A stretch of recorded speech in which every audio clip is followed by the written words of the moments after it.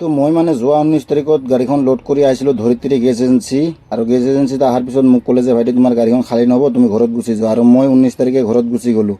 তো ঘৰত গ'লোঁ, আৰু আজি হ'ল 22 তাৰিখ, আৰু মই ঘৰৰ পৰা আজি আহিছোঁ। আৰু অহাৰ পিছত মোক ক'লে যে তোমাৰ গাড়ীত দুটা আণ্ডাৰৰাইড ওলাইছে, তো আণ্ডাৰৰাইডটো পইচা দিব লাগিব। তো মই ক'লোঁ ঠিক আছে হ'ব, পইচা দিব লাগে দি দিম।